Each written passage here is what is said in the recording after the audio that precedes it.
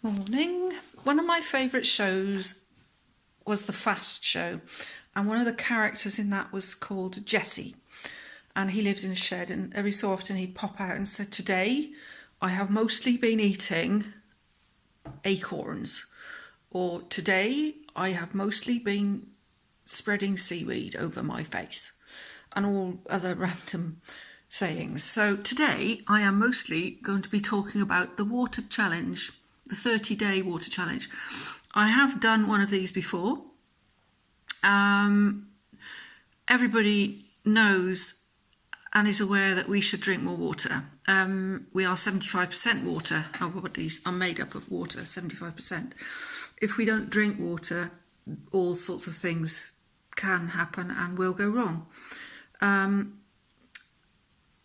I have got a photograph of 3 weapons I'm going to be using over my 30 days. Neither of them hold half a litre, which is 500 mils, or just short of a pint. I'm going to drink 6 of these a day, so that's 3 litres a day. If you can't do 3 litres, just build it up until you can. The best way to do this is to drink half a litre at a time. Now, if you think of a 2-litre bottle, that's a hell of a lot of water to imagine drinking in one day. So I tend to recommend you break it down into 6 smaller glasses. So you have water as soon as you wake up in the morning, because you sweat in the night, you are dehydrated in the morning, and it prepares your stomach for whatever you're going to put in next, which is toast, tea, cereal, smoothie, whatever you have for breakfast.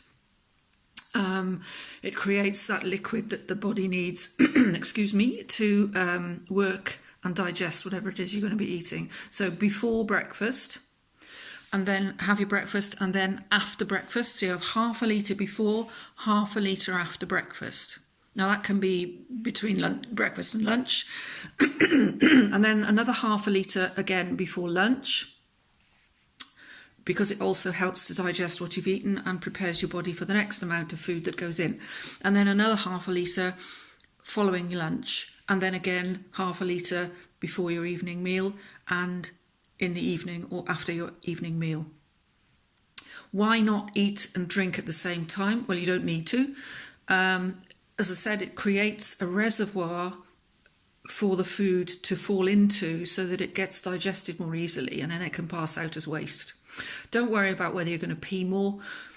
Think of your body as a hanging basket, a dry hanging basket, and you try watering a really parched plant or parched hanging basket, the water will flow through. When the hanging basket or that plant reaches a point where it is saturated or has reached the optimum fluid level, the water will not run through, it'll just trickle through. So think of your body, think of your bladder or your digestive system like a hanging basket, which is really dried out.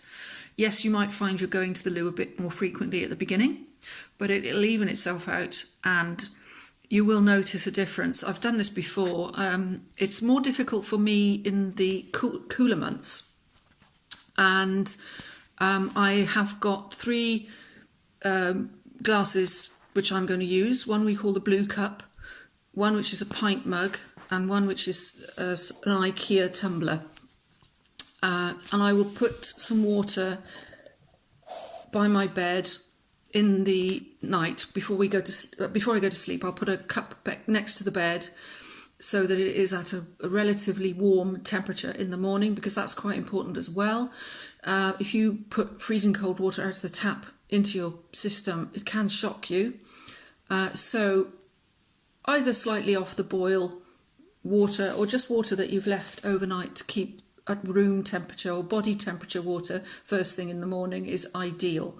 You can add a slice of lemon, which also helps increase the digestive system and gets those enzymes working. And you can make yourself a chart as well, so it'll keep track of what you're drinking throughout the day. It's a brilliant thing to do. It's free, unless you have a meter, of course, you have to pay for your water, but water is life, and life without water is pointless. I think there is a phrase where you can go for, I can't remember. Anyway, I'll post that in writing when I find out what it is. But I think it's 3 days, or is it 3 weeks? 3 weeks or 3 days? He doesn't know. I'll find out. There's a certain length of time which you can go without food. There's a certain length of time which you can go without water. And the water one is a lot less than the food one. It's quite an amazing fact. So I'll put that up as a written post.